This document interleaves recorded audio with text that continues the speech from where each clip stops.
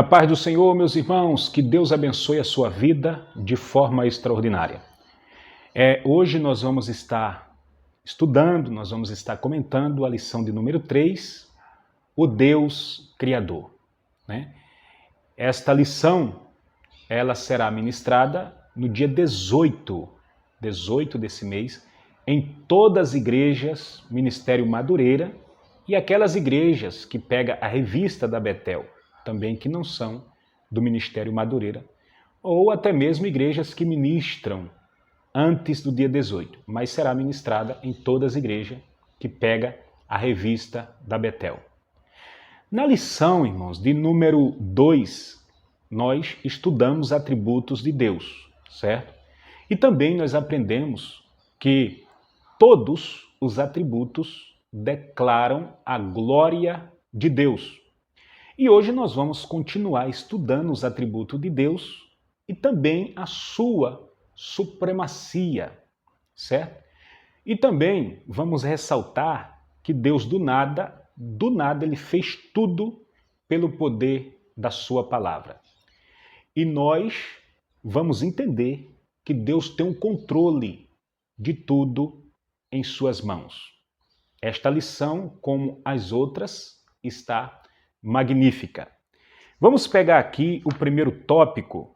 O primeiro tópico vai nos dizer: Deus criou os céus e a terra, né?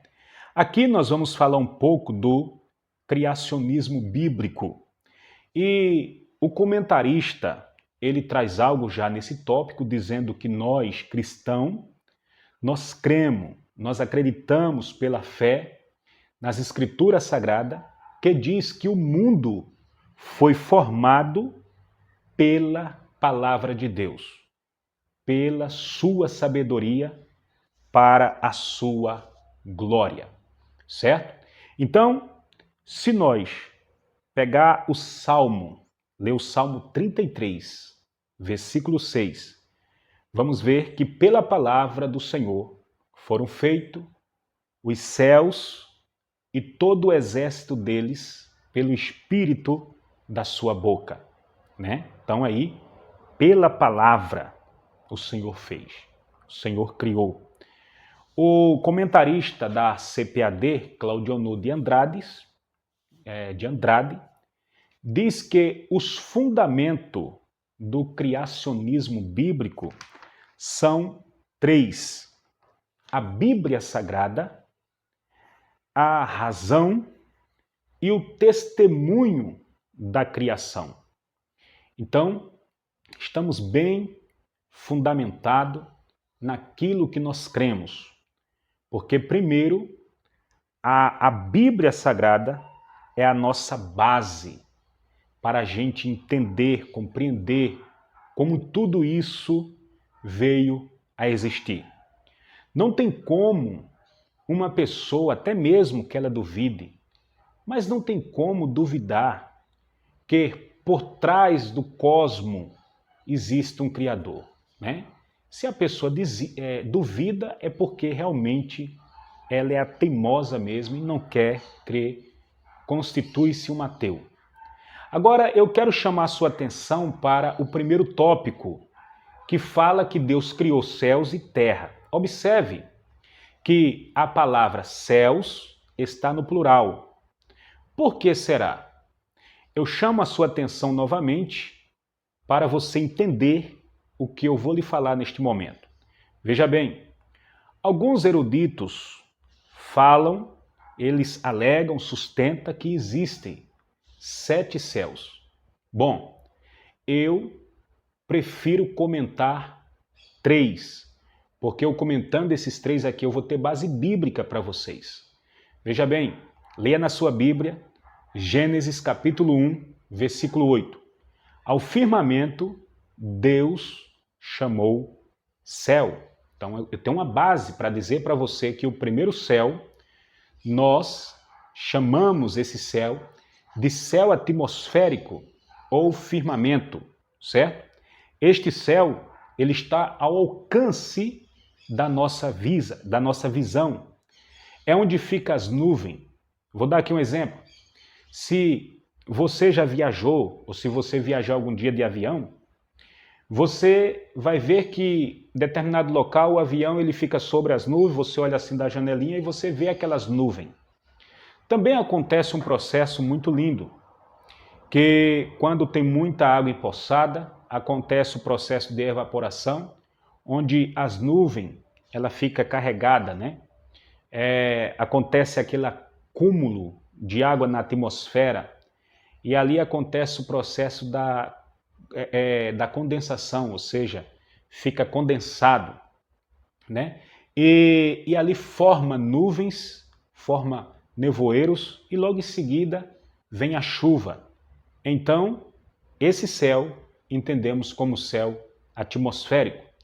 O segundo céu, nós chamamos esse céu de espaço sideral ou regiões celestes, conforme fala Paulo em Efésio, capítulo 6, versículo 12, onde ele fala ali sobre as regiões celestes, onde fica ali as hostes da maldade, certo? Segundo, o segundo céu é onde estão os corpos celestes, onde estão ali os cometas, as estrelas, Sol, Lua e Satanás e seus demônios, como já foi dito aí em Efésios 6 e 12. Depois você leia. Ali são as regiões onde ele está localizado. Também o terceiro céu chamamos céu dos céus, ou seja, o paraíso, o lugar da habitação de Deus. Depois leia aí na sua casa, certo? 2 Coríntios 12 e 2. Paulo diz que foi arrebatado ao terceiro céu e ouviu coisas inefáveis, que ao homem não é lícito falar. Então veja bem, eu mostrei para você 3 céus com base bíblica. Depois estude direitinho e veja que tem base o que eu estou falando para você. O comentarista, ele fala algo muito importante. Ele diz que Deus trouxe o universo à existência. E, portanto, não há base bíblica para qualquer linha de raciocínio que não considere Deus como sendo a causa primária e original do universo e vida. Porque em Gênesis, no capítulo 1, versículo 1, diz que no princípio criou Deus os céus e a terra. Deus, no princípio, criou céus e terra. Veja bem, se nós fizermos uma exegese bíblica em Gênesis, capítulo 1 e versículo 1, no princípio criou Deus céus e terra. Vamos pegar aqui o verbo bara, no hebraico, que bara é criar, certo? Criar.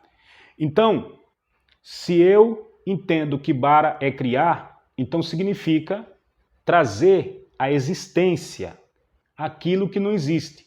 Então, pela sua palavra, Deus trouxe a existência dos céus e da terra, pela sua bendita palavra.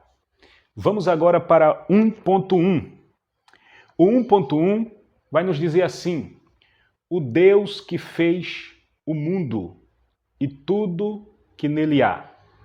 Nós agora vamos entender essa criação do Deus Todo-Poderoso. Em Provérbio, no capítulo 3 e versículo 19, diz que o Senhor, com sabedoria, fundou a terra, preparou os céus com inteligência. Então, vamos voltar para o que o comentarista ele fala aqui na lição. Ele diz que os céus e a terra refere-se ao universo organizado e ordenado que conhecemos, certo? Então, veja bem, no primeiro tópico, nós falamos sobre o primeiro, o segundo e terceiro céu? Visto que o terceiro céu é o paraíso, onde para lá vão os que morreram em Cristo, né? Os que passaram desta vida, passaram desse plano espiritual desse plano material para o plano espiritual. Então, já o primeiro está ao nosso alcance, o primeiro céu está ao nosso alcance. E o segundo também, porque segundo as notícias diz que o homem já foi lá, né? O primeiro homem a pisar na Lua, o Neil Armstrong, ele tinha 38 anos de idade e esse foi o primeiro homem que pisou na Lua. Então, nesse céu, nesse espaço sideral onde fica a Lua, o homem já pisou lá, segundo alguns dados, né? E, novamente, eu quero pegar aqui o comentário do Claudionor de Andrade. Ele alega que o firmamento mencionado em Gênesis, capítulo 1 e 8, não é o espaço sideral, nem a porção seca, mas o céu atmosférico. Vocês lembram que eu falei sobre esse primeiro céu, o céu atmosférico, e o professor Claudionor de Andrade defende também essa tese. Gênesis capítulo 1, versículo 2, diz que a terra era sem forma e vazia, e havia trevas sobre a face do abismo. E o Espírito de Deus se movia sobre a face das águas, né? O Espírito de Deus pairava, se movendo sobre a face das águas. Bom, o autor sagrado diz que a terra ainda era sem forma, né? Era sem forma, ou seja, ela não tinha uma forma, né? Ela não tinha uma forma. E também que essa terra nesse tempo, vamos dizer assim, deixa eu ver aqui. Bom, o que era essa terra nesse tempo distante? Segundo Claudionor de Andrade, era um todo disforme, coberto pelas águas que escondia um grande abismo. Por isso que o Espírito de Deus se movia sobre a face das águas, para dar sustentação gravitacional ao nosso planeta.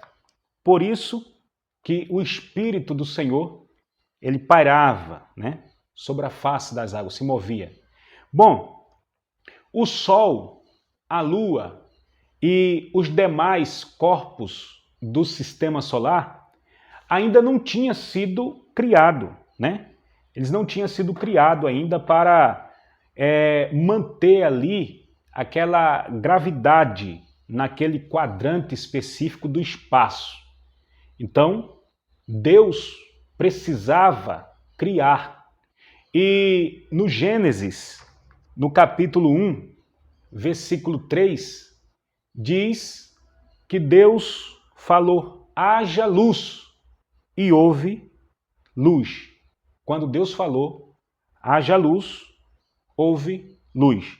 Então veja bem, até o segundo céu, quer dizer, até o segundo dia da criação, a Terra ainda não possuía uma forma definida. Por isso Deus, ele cria a luz, né? Para dar forma a essa Terra. Porque a Terra ainda não tinha uma forma. Então Deus cria essa luz. Então vamos ver agora no 1.2. 1.2 fala o poder da palavra de Deus exercida. Então, veja bem, Deus fez todas as coisas por intermédio da sua palavra.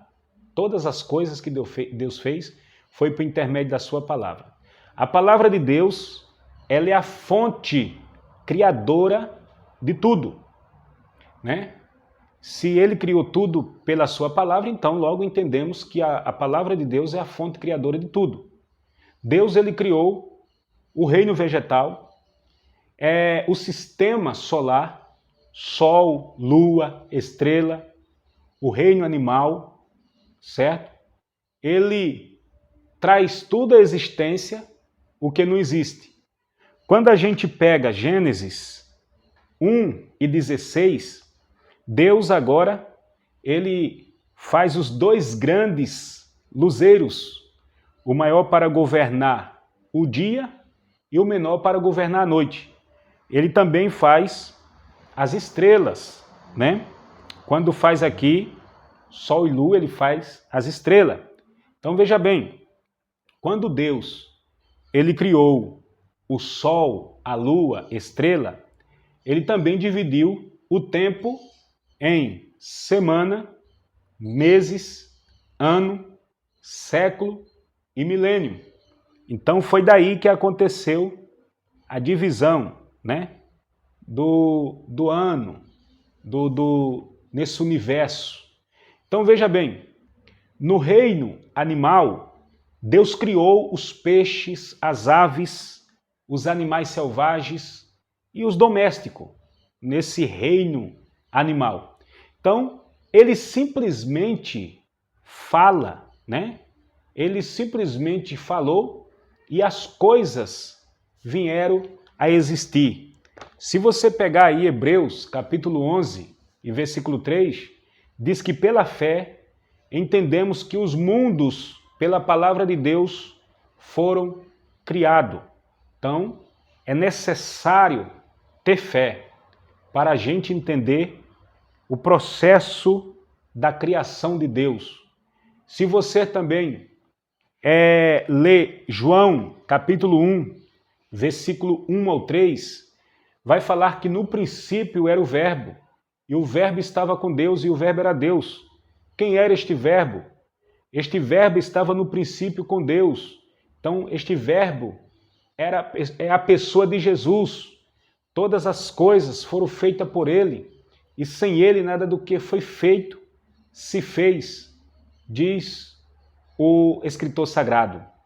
Então veja bem, pode sim qualquer ateu contestar, porém nós cremos, nós acreditamos que a palavra de Deus é soberana, que tudo veio por intermédio da palavra, por intermédio do poder do Deus Todo-Poderoso. Deus age, irmão, dentro do seu querer, certo? Ele é Senhor dos céus e da terra. Não está sujeito a homem, não é influenciado por seres mortais, não é influenciado por nenhuma pessoa. Deus é absoluto, ele é independente, entendeu? Ele age como ele quer, na hora que ele quer. Então acreditamos sim que Deus, ele fez todas as coisas por intermédio da sua bendita palavra. O 1.3 aqui vai nos falar sobre a satisfação de Deus por tudo que foi criado, né? Deus cria tudo, agora está regozijado, está satisfeito com a criação que ele fez. Tudo que Deus fez é bom. Então ele chama a existência o reino animal, chama a existência o reino vegetal, ele chama a existência sol, lua, né? Então Deus chama a existência tudo que ele quer chamar. Por que eu estou usando esse termo Deus chama a existência? Porque eu estou me utilizando aqui do verbo bara, que é criar, trazer existência àquilo que não existe. Veja bem, quando ele chama a existência, o sistema solar, a luz, né? Os teólogos chamam essa luz de primeva, outros chamam essa luz de cósmica. Porém, a luz primeva, ou seja, a luz do primeiro dia, ali da criação, né? Não era gerada pelo sol, pela força do sol, porque a existência do sol veio só no quarto dia da criação. Então, essa luz primeva, né, que os teólogos chamam, vamos chamar ela aqui de luz divina. Por que eu vou chamar ela aqui de luz divina? Porque Deus é a sua fonte, certo? É a sua fonte. Veja bem, deixa eu dar aqui um exemplo. A nova Jerusalém Celeste, né? Lá não vamos precisar de luz do sol. Por que não vamos precisar de luz do sol? Porque o próprio Criador será a luz da criação, certo? Porque a terra e os céus atuais já terão passado e a nova Jerusalém é tudo novo. Então, essa luz primeva que os teólogos chamam, consideramos aqui como luz divina. Por quê? Porque Deus é luz e nele não há treva. Deus, ele está satisfeito com sua criação. Tudo que está perfeito, né? Não está faltando nada. E agora só falta o quê? Só falta a coroa da sua criação. E quem é a coroa da sua criação? É o homem. Mas isso nós vamos estar estudando no segundo tópico. Bom, irmãos, nós agora vamos estar comentando o tópico 2, né? Homem, a criação de Deus. Vamos estar comentando esse tópico e eu quero iniciando aqui fazendo uma pergunta para você. Quem é o homem? Como essa criatura tão evoluída, ela veio a existir? Eu acredito que você, quando não era cristão, eu acredito que você fez essa pergunta, né? Porque quando a gente está lá, a gente não entende nada sobre as coisas de Deus. Então, muitas pessoas têm feito essa pergunta, desde os tempos mais remotos. Eles têm perguntado, né, a origem do homem. Então, o homem, ele sempre tem buscado saber as suas origens.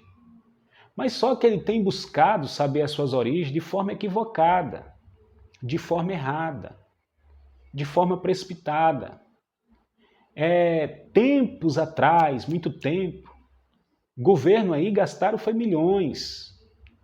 Gastaram milhões em pesquisa para encontrar alguma pista no que diz respeito à origem do homem. Tudo dinheiro jogado fora.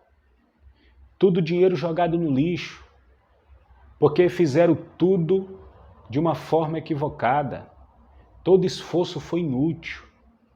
Sabe por que todo esforço foi inútil? Porque o único caminho que conduz à origem do homem é a Bíblia Sagrada. É a palavra de Deus que vai conduzir o pesquisador, aquela pessoa que tem um coração aberto às coisas de Deus. Mas mesmo assim, estudiosos, agnósticos, estão convencidos que podem encontrar, certo? Eles podem encontrar o caminho que vai levar eles à origem do homem. E eles dizem que não precisa da Bíblia Sagrada. É muito orgulho no coração, é muita soberba. Esses estudiosos, não satisfeitos com os relatos bíblicos, eles agora passaram a dar diversas definições de acordo com suas opções científicas. Então, algumas delas são até aceitas, outras não. Outras nós refutamos, mas algumas delas sim, são até aceitas. Porque existem pessoas que acreditam na origem, qual é a fonte da origem do homem. Tem pessoas que não. Por exemplo, a antropologia mesmo diz que o homem é simplesmente um ser vertebrado. Ou seja, um ser com 2 pés, que é membro de uma ordem especial de mamífero, cuja raça evoluiu de pequenos primatas. É isso que fala a antropologia. É uma matéria muito boa, né? Que todos estudam. Não estou falando aqui da antropologia bíblica. Por exemplo, a psicologia já diz que ele é um ser dotado de emoções, sentimento, afeto e capacidade para raciocinar. Isso aí tudo bem, nós concordamos. Porque o homem, ele foi criado com essa capacidade, né? Ele é dotado de emoções e sentimentos. Isso sim. Agora, já para o materialismo, ele é simplesmente uma forma de energia física, né? Ele é simplesmente ali uma energia, uma força. Então, cada um com as suas bases naquilo que estudaram. A filosofia diz que ele é um ser pensante, capaz de desvendar os mistérios metafísicos, que pode até levá-lo à sua origem. Isso daí, até certo ponto eu concordo, porque realmente o homem ele é um ser pensante. Ele não tem que ser um ser pensado, porque Deus fez ele com capacidade de raciocinar. Então veja bem, eu expliquei para você aqui que alguma ciência define o homem, certo? Dessa forma. Mas nós queremos agora saber, entender o que a teologia diz sobre a origem do homem, né? O que você aprendeu no decorrer da sua caminhada, estudando livros, a Bíblia Sagrada? Bom, vamos agora ver o que a teologia diz no 2.1, né? O 2.1 vai falar: formou o Senhor Deus o homem à sua imagem, né? Deus forma o homem à sua imagem. Que imagem é essa? Mais na frente a gente vai ver. Mas a teologia diz que ele é um ser inteligente, criado diretamente por Deus, dotado de livre-arbítrio e constituído de duas partes ou duas porções. Podemos chamar uma de porção material e chamar outra porção espiritual. Essa porção espiritual é justamente aquela que está ali intrínseca, né? A alma e o espírito. Porque a alma dentro do homem é distinto do espírito, é distinta do espírito. Porém, fora do homem são inseparáveis, certo? Então, pela parte material, ele se relaciona com o mundo através dos 5 sentidos. Através do tato, olfato, paladar, audição, visão. Ele se relaciona com este mundo, né? Agora, por essa parte espiritual, ele se relaciona com o próprio Deus, ele se comunica com Deus pela função do espírito. Consciência, intuição, comunhão, né? Então veja bem, 4:24 de João diz que Deus é espírito.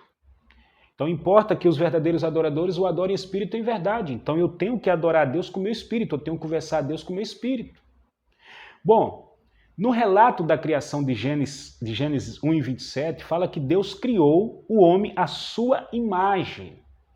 A imagem de Deus criou homem e mulher os criou. Então veja bem, Deus criou, né? O espírito do homem. Então, esse espírito do homem é aquele que se comunica com Deus. Então, novamente, eu quero chamar aqui a sua atenção para o verbo bara.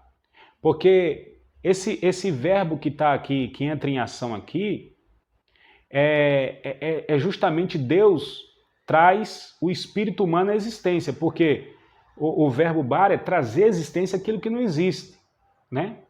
E no Gênesis capítulo 1, versículo 27, fala que Deus criou o homem à sua imagem.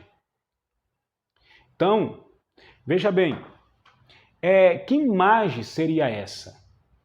Né? Qual seria, que imagem é essa que Deus está falando? Que Deus criou o homem à sua imagem.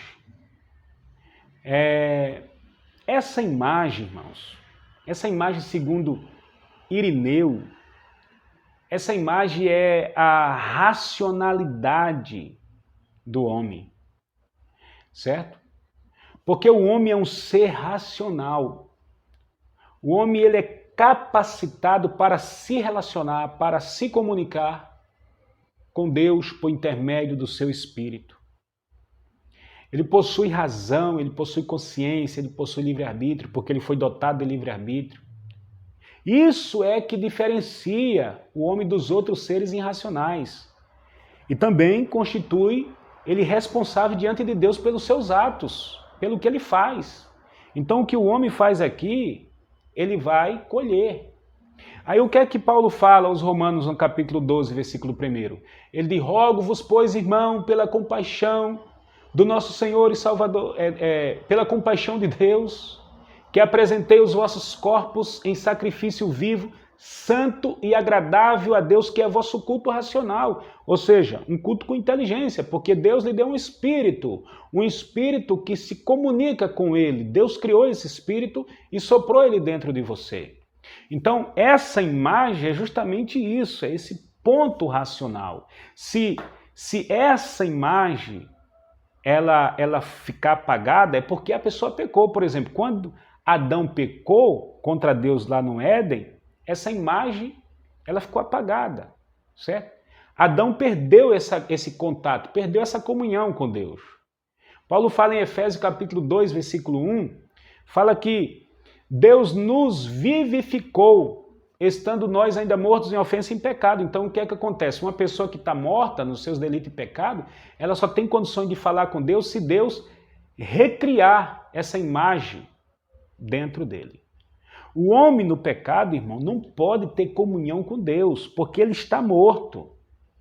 Então é necessário que Deus recrie esse espírito dentro dele para que ele tenha essa comunhão com Deus, para que ele torne a se comunicar com Deus novamente.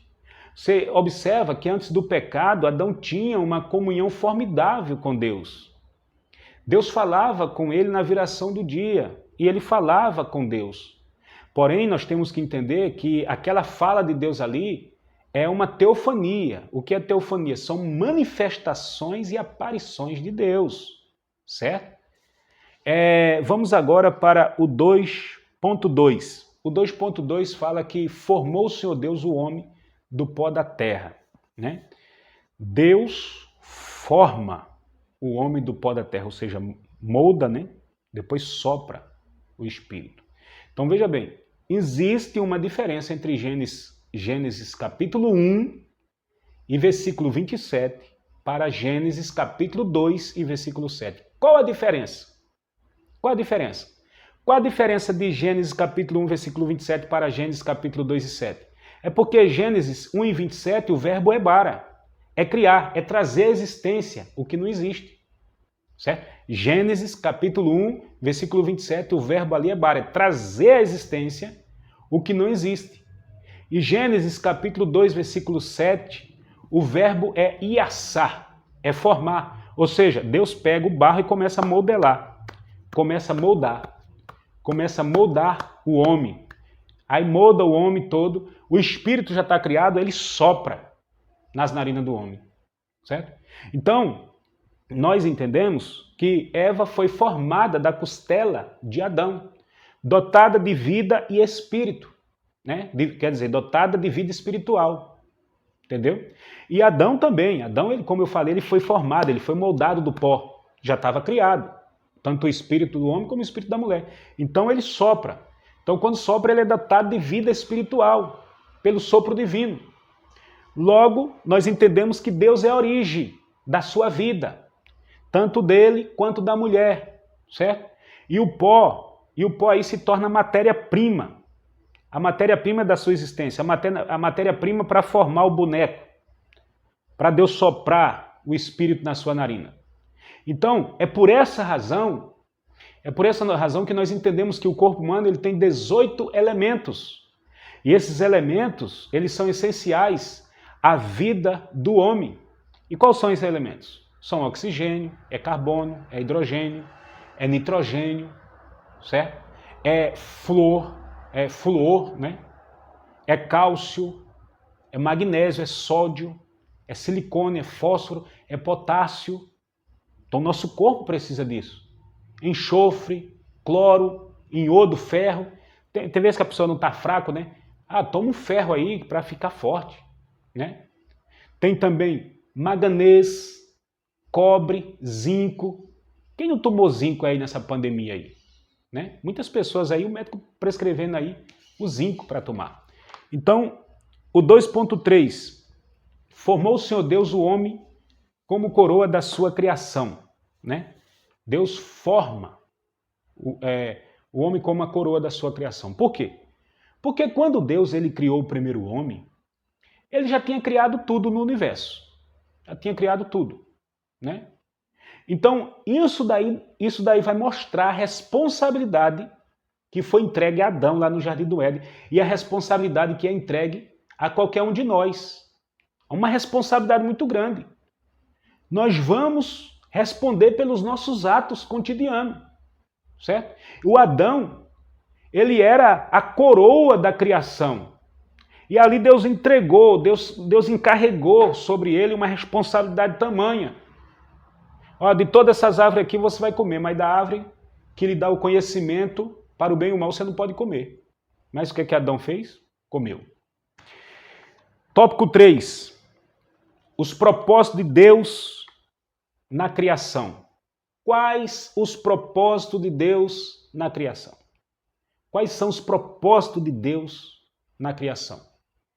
O comentarista ele já deixou bem claro no 3.1, no 3.2 e no 3.3. Por exemplo, no 3.1 ele fala manifestar, né? Manifestar a glória de Deus e o seu poder. Por exemplo, o céu, a terra, sol, lua, estrela, o reino animal, reino vegetal, os seres humanos, enfim. Tudo manifesta a glória do seu poder. Tudo.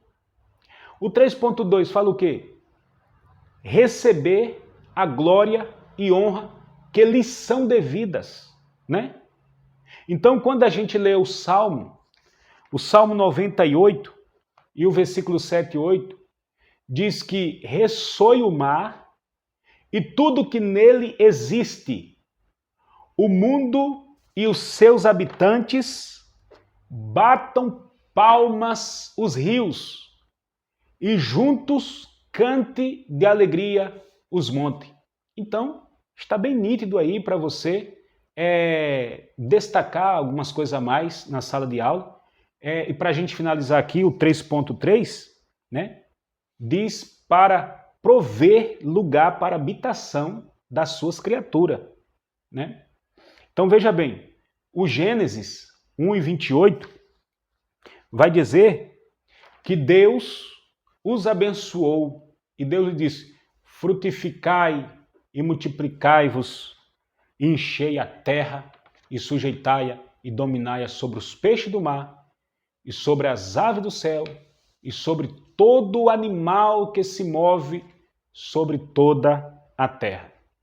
Então, tá aí, eu não achei assim por bem comentar esse 3.1, 3.2, 3.3, porque eu já achei que está muito explícito, já está realmente muito bem destacado, muito bem aí explicado. Então não vi motivo aqui para a gente estar explicando mais uma coisa que está tão nítida aí na lição. Então, Deus abençoe sua vida. Muito obrigado pela sua atenção.